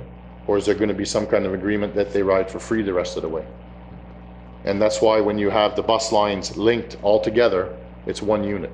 Yes. You get on in Yarmouth, you get a transfer paper, and you can go right to Hants Border. So would we be looking at cost sharing the bus with other communities as in Clare? What is set up now, where the bus passes, those villages pay a little bit more to have the bus go through. So it's split up amongst the whole municipality, Yeah. but it's all the way along. Okay. It's not all coming out of Hebron, let's say. Yeah. It's coming out of the whole distance. Yes. So you would cover as far as Beaver River, where the border is. Yeah. Or if you want, you can go right to Weymouth. Right. It's a system that needs to be subsidized by the municipality.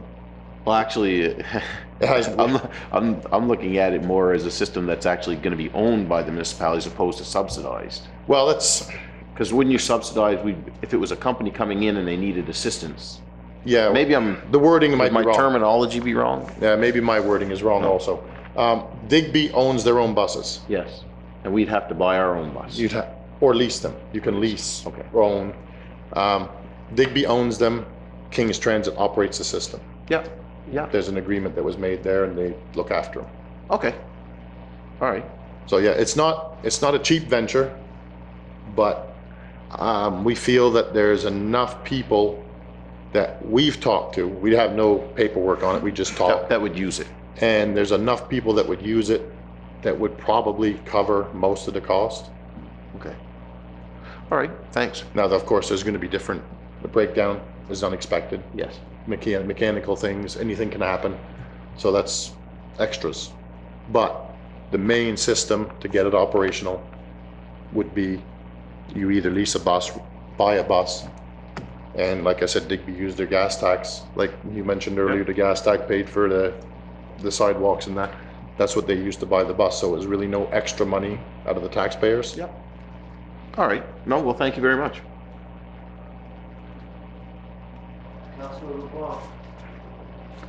Yeah, do you have designated stops and or do you stop, like if I took the bus from Yarmouth and wanted to go see my daughter in Meteghan, on Route 1, that would be the route.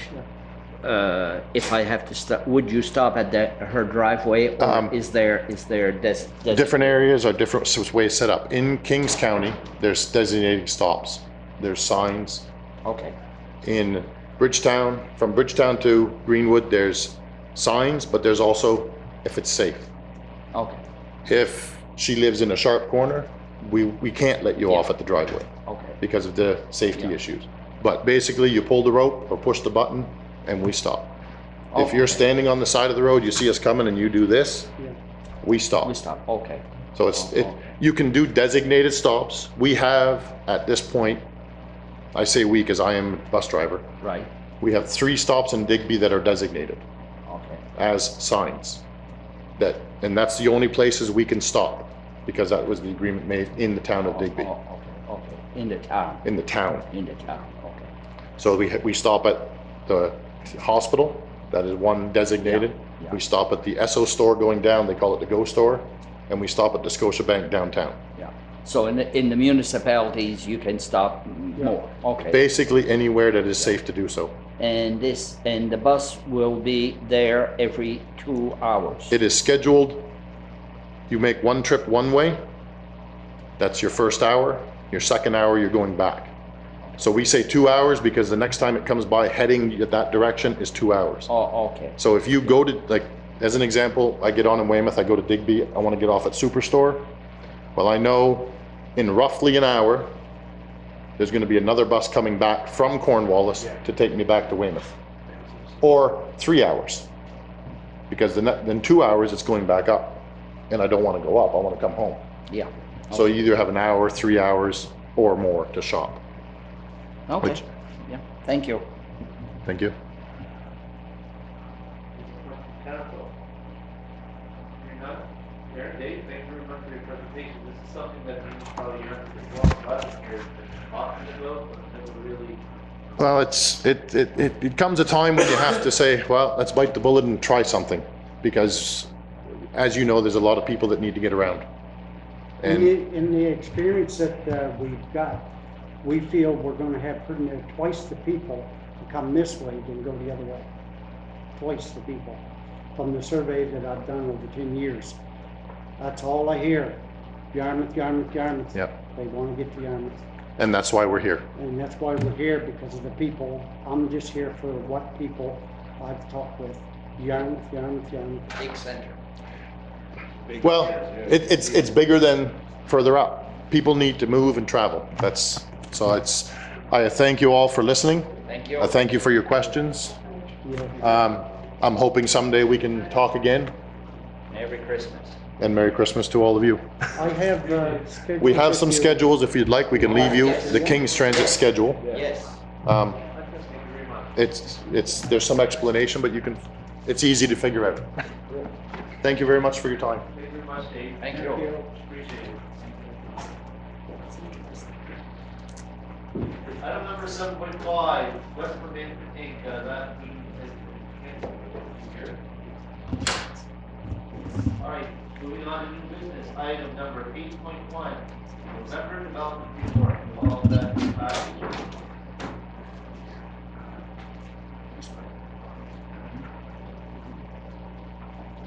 Need a motion to, I'll move that we approve the November development report.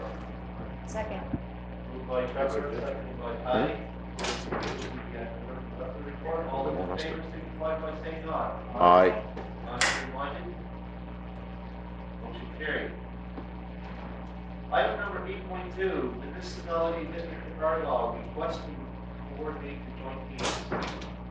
What this is all about, they're just looking for the approval of the municipality of Yarmouth to allow them to coordinate our joint meetings that we have from time to time. I do believe that's all that has to go with, correct? Who coordinates them now? Depending on where they are. Depending So on if where they're- they are. If they're here, but if you're gonna have them here, then probably are you coordinating in Smith Town and Linda at the town and Argyle, first. So that I guess what they want is, they want to coordinate it. I don't know if they're talking location, the location to always be there, but that what they brought forward was they wanted to coordinate and it's here to consider it. So it's just kind of. Daniel, what's going on? Oh, sorry.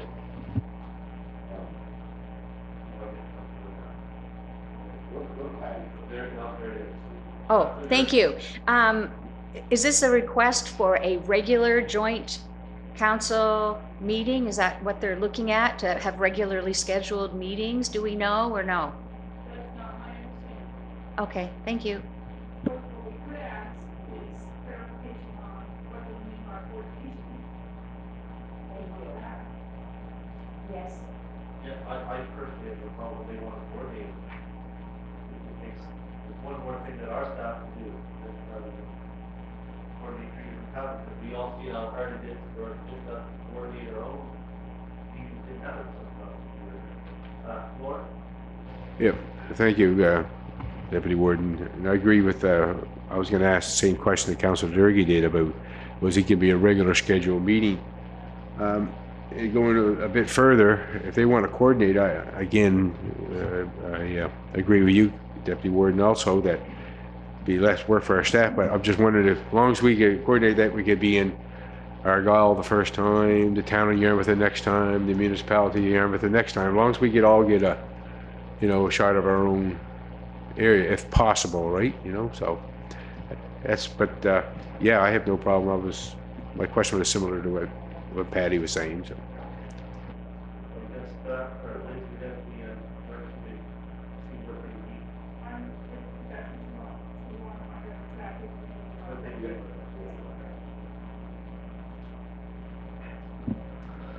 Okay, move on. Item 8.3, beach facilities. Councillor Patty Durkee. You have the floor, Patty. Thank you.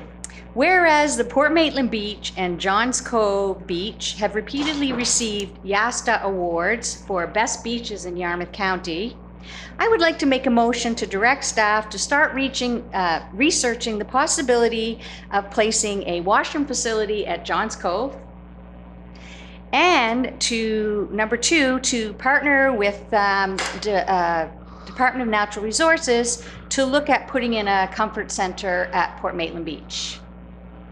So you're making that a motion. Yes, please. Do I have a seconder? Seconded by Councillor Cushing. Any discussion? I see there's some microphones flashing. Councillor Cushing, you have the floor.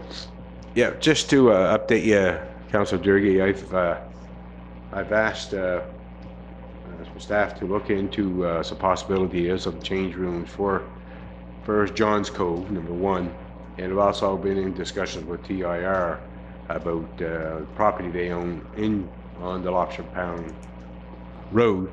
So I am proceeding with that, and hopefully by during the winter I'll have some more information to pass on to council. But it certainly is something that we've been talking about since we've been here, you and I. I'm not sure if it's been discussed prior to that, but we've certainly discussed that, and I'll continue to research this out. So thank you. Councillor Cunningham. Well, I think those beaches are really important for local residents. They're a real jewel in the municipality. All of our districts, certainly, folks frequent those beaches, and washroom facilities are a must. And also, I mean, we have tourists coming here from the U.S. and elsewhere, and to be able to access the beach and have a washroom close by, changing facilities in certain instances would be a plus. So I think it's past time that we investigate putting them in these locations and getting the job done. So I'm fully supportive of the motion. Councillor Durkee. Thank you, Deputy Warden. I just want to add to that in speaking with the caretaker at Port Maitland Beach, there was a huge increase in the number of people that went to the beach this summer. At present, the Department of Natural Resources only has outhouses and change rooms, and apparently the outhouses are pretty bad. And I know DNR says on daily beaches that they don't have comfort centers, and I think it's time that maybe they started to look into that because we are supposed to be promoting tourism, that we want to make sure that we have the best facilities for people who are going to visit. Counselor Allen? Yes, I agree. I think Councilor Durkee has a good point. I think we should definitely be investigating and looking into what the cost or cost sharing, whatever it could be. Yeah, there are definitely big points of interest when people come to town, so I'm for this. Okay. Any more discussion on the motion? Liz, before I call the question on the motion, can you please read that back? Councilor Durkee will hold it. Can you please read back the motion? Because I believe you do have it written down. I do. Whereas Port Maitland Beach and Johns Cove Beach have repeatedly received YASTA awards for best beaches in the county, I'd like to make a motion to direct staff to start researching the possibility of placing washroom facilities at Johns Cove Beach and to partner with the Department of Natural Resources to put in a comfort center at Port Maitland Beach.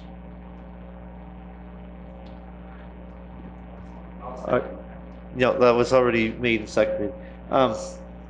I do have one concern, Patty, and it's not where you're going with this. I absolutely agree that we need change facilities and we need washrooms in there, especially at Johns Beach. But what I'm concerned about is the Port Maitland Beach facility, where that's provincially owned, and that's going to take a lot of wrangling, I think, to get around that. I hopefully I'm wrong, but it almost appears to me that you're asking for two different things. Because And that's, sorry. go ahead. And that's what I was wondering, if this should be two different, I wasn't sure if this should be two different things. I have spoken to DNR, and I know that they would not have the money to do this, or what they've said is that they don't have the money to do that type of thing on their own, but they would certainly consider it if it was cost shared. Oh, absolutely. Then, okay, I don't disagree that Okay. maybe this should be both, but at least we're working forward for both locations. So Right. I have no problem with that. Thank you. Is there any more questions? Councilor LeBlanc. Sorry, I missed but do you remember that environment wouldn't allow any washrooms in Johns Cove? You remember that? We had that discussion. I'd have to go back in my notes. Yeah, that was a problem. We tried to get washrooms in Johns Cove before, and they wouldn't allow us because it was too close to the ocean. There was no property, unless you go on somebody else's property, I guess. That's the question. Yeah, maybe I can just expand on that a little bit. I totally agree with what you're saying there, Councilor LeBlanc. However, I've been in contact with TIR, and they're willing to work with us on their right-of-way along that Lobster Pound road, number one.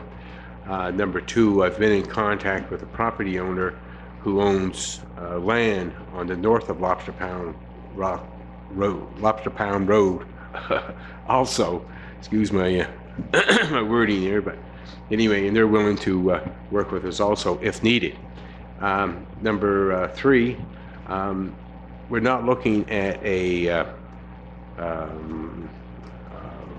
regular portable toilet, which the units that we've been investigating are self-contained, so they still have to be pumped out, of course, but they have flushing water and whatnot, and they're rather big. But the research we found so far to date has been that they're mainly out west. That's where I seen them, but we're still looking into it of different types. But they will all be self-contained.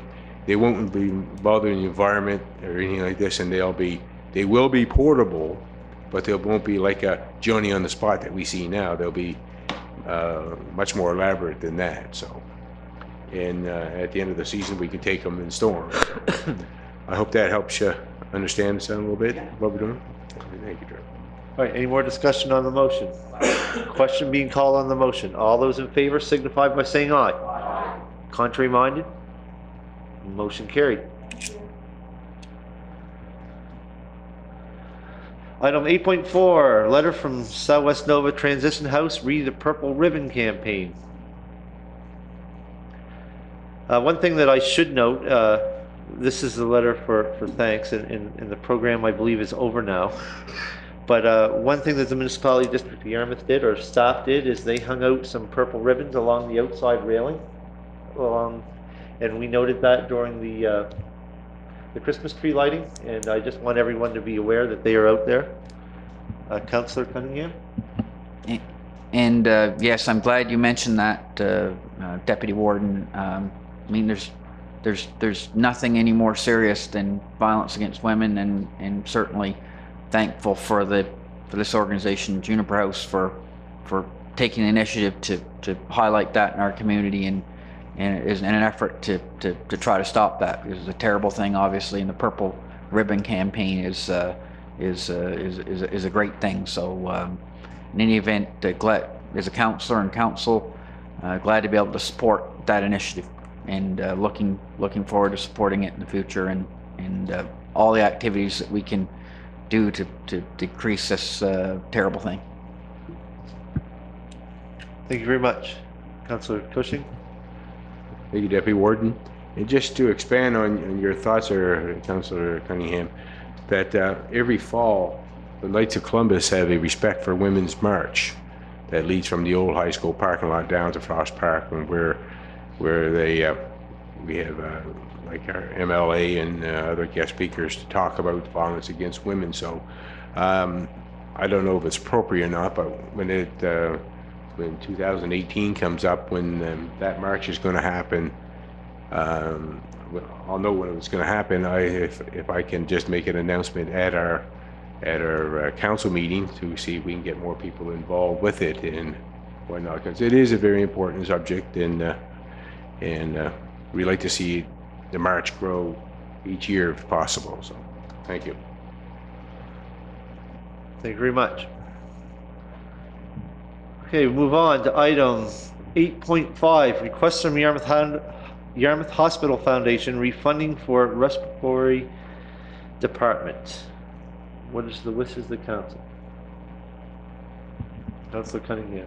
Well, in reviewing the document, I think we should try to circulate that request as broadly as possible. Perhaps, you know, we can look to staff to make people more aware of that. But my understanding from reviewing it is it's an opportunity for us to personally donate or fill out a form that would include the foundation and our will, those types of things. So it's for individual consideration, and it's not a request, to my understanding, for a council decision.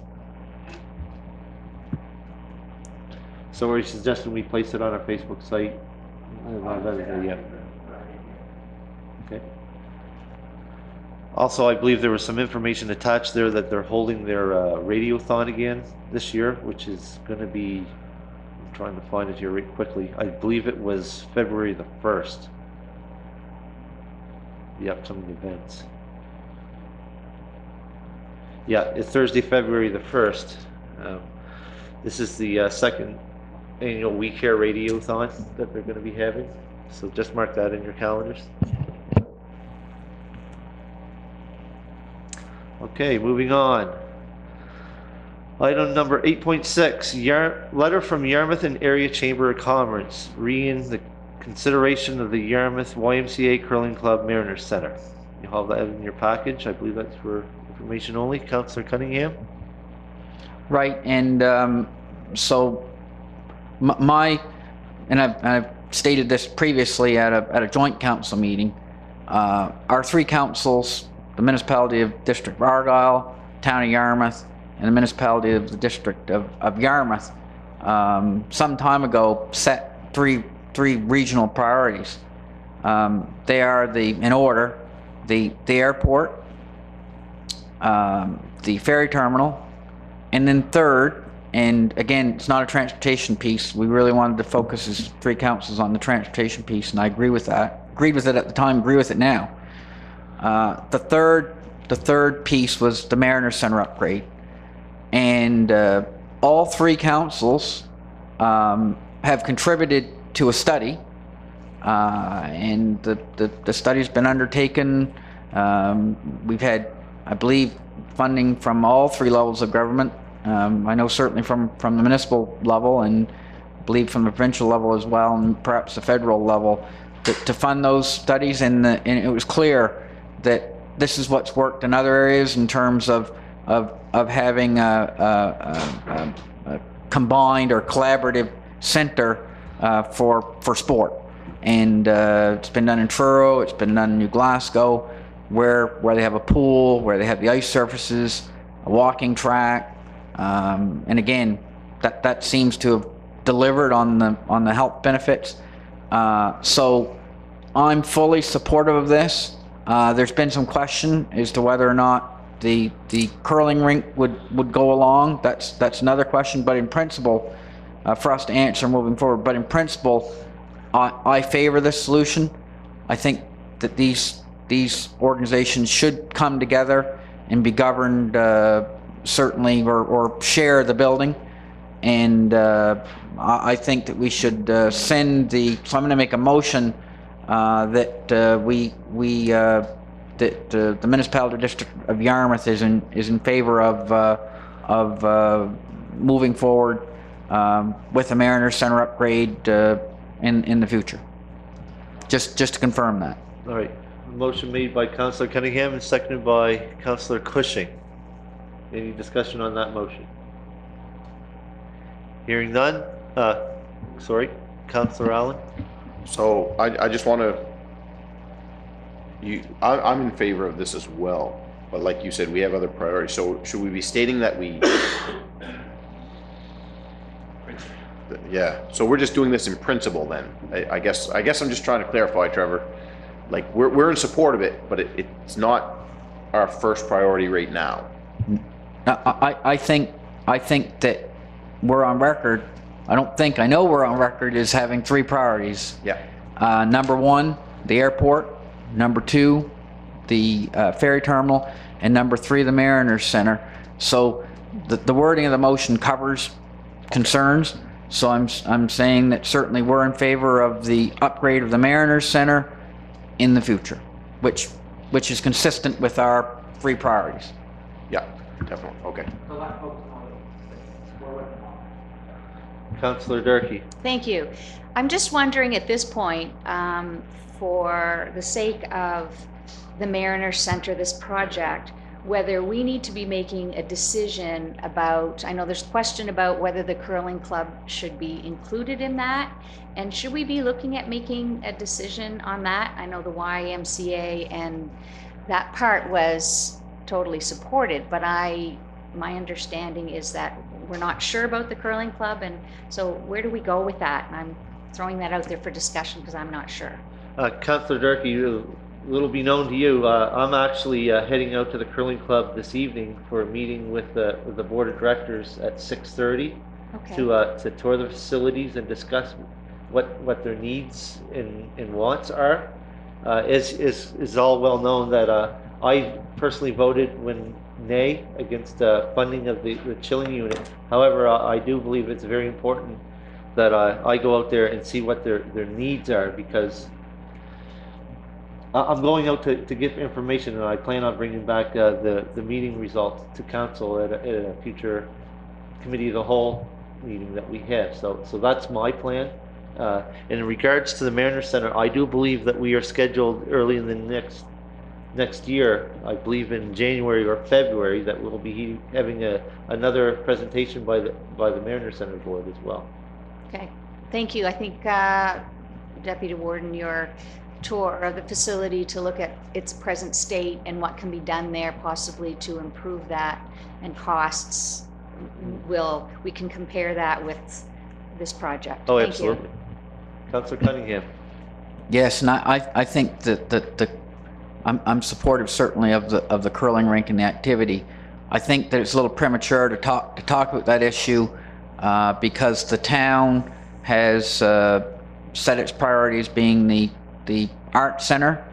My understanding is that, so I guess we're waiting on the town to for some word, because they're obviously the other major partner, along with the municipality of District Argyle, to indicate, you know, their support of the Mariner Center upgrade. And that, to my understanding, that hasn't necessarily come again, even though it's one of our joint priorities. So I think that's where we'll need to leave it at this juncture with the motion.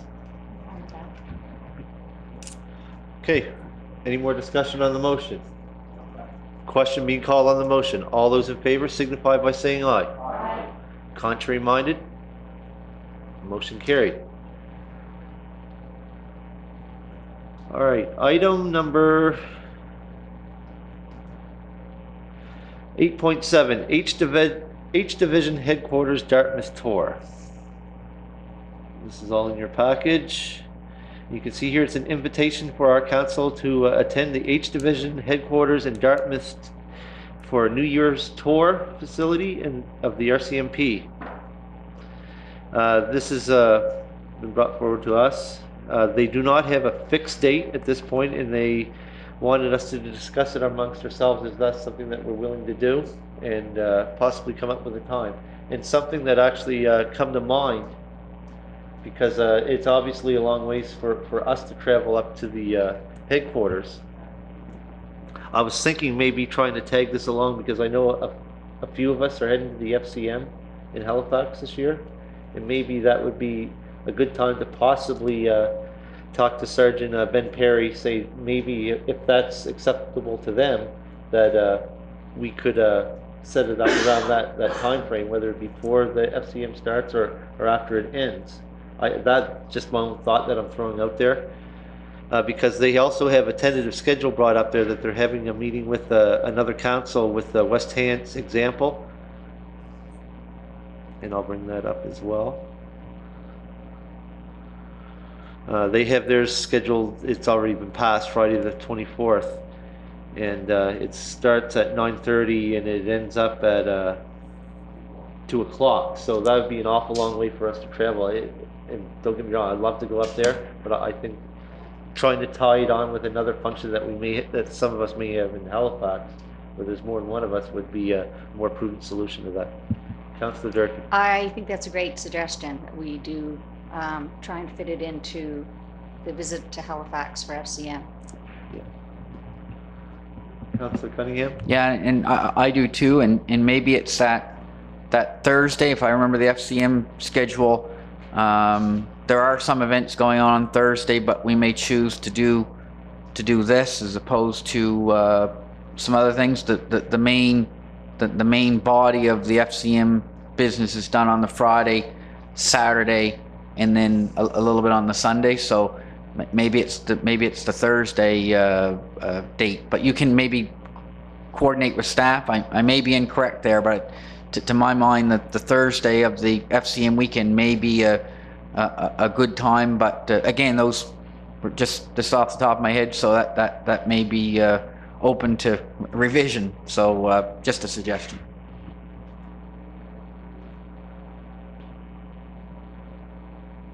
All right, that's the suggestion we have. I guess we'll forward that to the staff sergeant and see what he has to say. Thank you very much.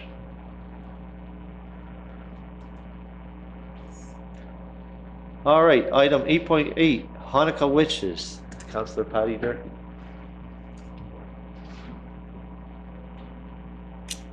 Watching here. You shouldn't be now, you should be on. Great, thank you very much.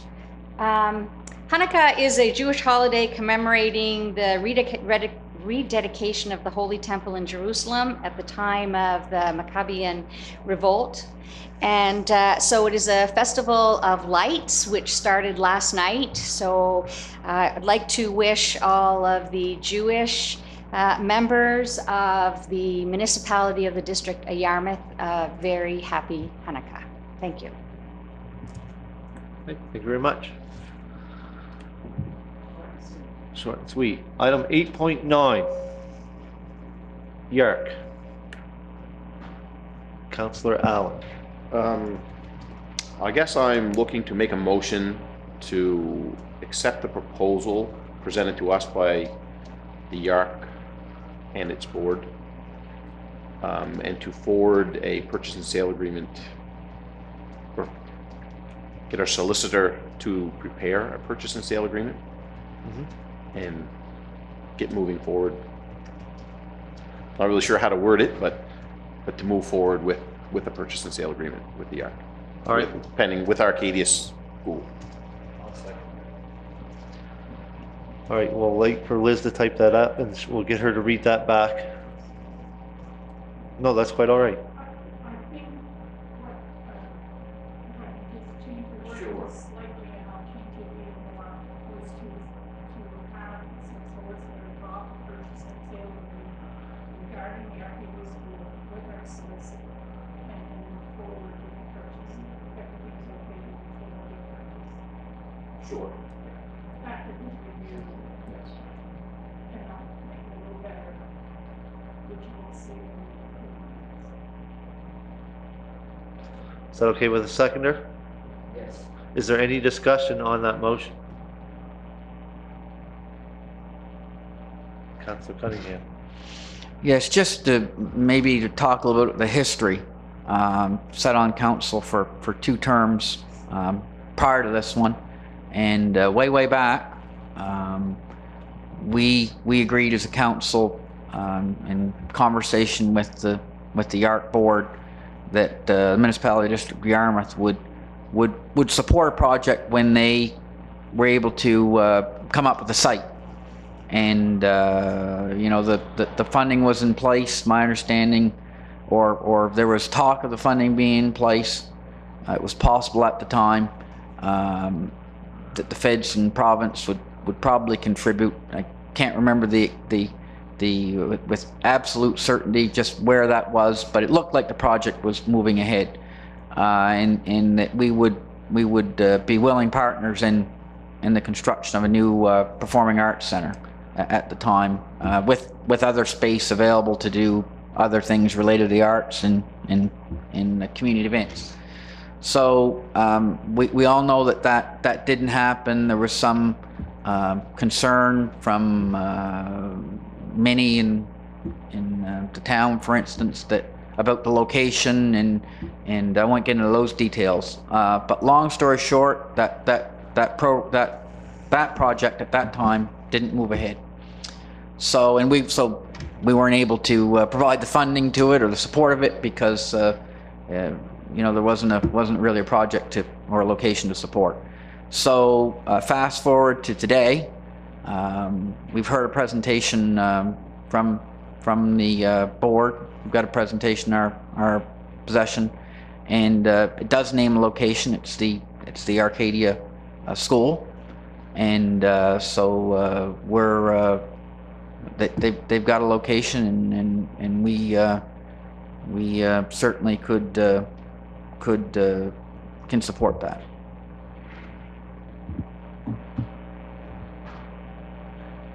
Any more discussion on the motion? Thank you, Deputy Warden. I wasn't really going to say too much more, but I think their presentation of the other day was they had a great vision, and with hope and hard work by their board, hopefully this vision will come to bear. And I just hope that all parties can cooperate, and you know, and maybe I said in camera that perhaps we could look outside the box and supporting other events also. So anyway, though, I thought they did a good presentation, and their vision was certainly commendable. Thank you.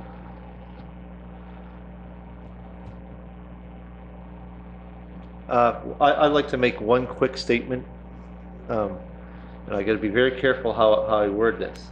This is not about, the way that I'm going to vote on this motion is not about the location or the arts community or any other part of it. All this, to me, this is about is the municipality district of Yarmouth has a building that we got given back to by the school board. It's a surplus building. It's going to cost us money in the future. we have set forward an RFP to put forward any requests for proposals for that property. It so happens that this is the only group that's put forward an RFP. They have come out and they've made a presentation to council, and it's, to me, acceptable. At no time do I want to get into any discussion on about a group or a whole bunch of groups. This is a group, yes, it is the ARC. They put forward a request for a surplus building, and we are going to agree to sell them that building. It doesn't, this is very, very hard, and it's going to be very hard to separate the two functions. If another RFP was sent out or a proposal for that building would have been sent out, I certainly would have gave it the same consideration that I'm giving this. However, we're only dealt with one. So I just want to be very clear about that we are working for the best interests of the residents of the municipality of District of Yarmouth in regards to that building. Councillor LeBlanc. Can I use your words 100%? Certainly can. I agree. Is there any more discussion on the motion? Question being called. All those in favor signify by saying aye. Aye. Contrary minded? We have one nay. Do you wish to have that recorded? Okay. Motion carried. All right, item number 9, committee reports. In front of you have all the committee reports. Is there any questions for committee chairs of any of those committees? I just want to say that there was no planning advisory committee meeting last month, and also this month there is also none. However, with that being said, there was an email circulated in regards to potential bylaw changes or policies in regards to the cannabis issue that will be coming forward. And I'm going to make something very clear here right now. If any discussion on cannabis will be coming up, I'm going to have to excuse myself because I just got word, and there's also been a news report that the NSLC will be possibly selling this in their outlet stores and or agency stores. That has not been decided yet, so I'm going to consider myself in total conflict if that decision ever comes up where I currently am part owner of an agency NSLC outlet store. So any discussion that may come up in cannabis, I will be excusing myself. Hearing none, any other questions for committee chairs or members? I believe there was no in-camera recommendations at this time. We did not get through our in-camera agenda. Lauren, sorry. Thank you, Deputy Warden. I just want to give a quick update on the Friends of the Light. As everybody knows now, the activity for Dumpy Day was a success, and there were certainly a lot of people that participated in it, and at the very end, it was good to see. Also, it just goes to show you how many people are interested in our Yarmouth Light. Also, the Friends of the Light, I have suggested to them in past meetings that we've had that they prepare a list of startup and shutdown of the lighthouse facility and submit this to the municipal staff, and that way both sides can coordinate these events and resolve any type of confusion or misunderstanding of who's responsible for what to set up in or to start up and to close down. So we shall be working on that at our next Friends of the Light meeting, and I'll be pushing that issue along so we can have a good working relationship between the two bodies. So thank you. Councillor Durkee. Thank you. I attended the Western Counties Regional Library Board meeting, and I'm pleased to say that the president, Jimmy McAlpine, has had recent meetings with the province with regards to looking at better ways to fund libraries, which have been financially in despair for the last few years, and it was a very positive, he received a very positive response. As well, that the Library Association of Nova Scotia conference will be held here in the spring.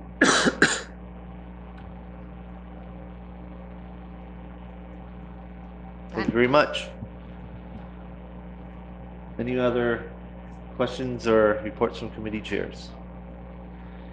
Hearing none, move on to item number 10, in-camera meeting recommendations. There's no recommendations at this time. However, we have not finished our in-camera agenda, so. Yes, Councillor Durkee?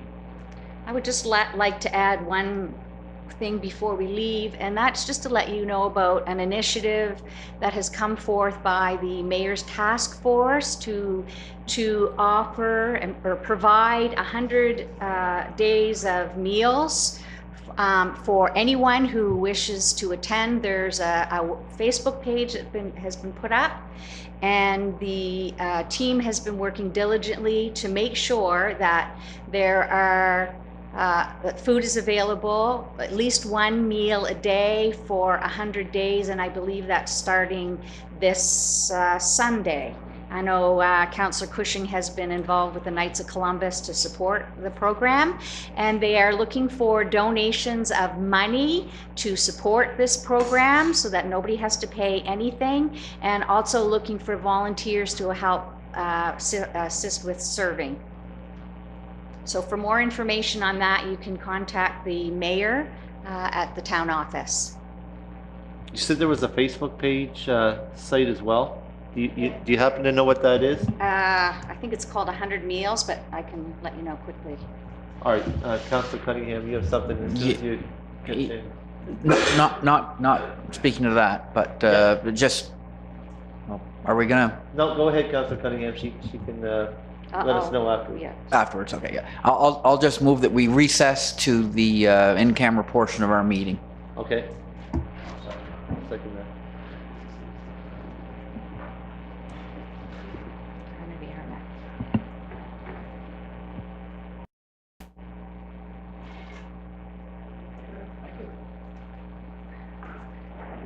Just to add to that, I think, I'm not sure if it's just 100 Meals or the town of Yarmouth or Mayor's Task Force, but we can maybe get that information and post it on our own website for people to have a look.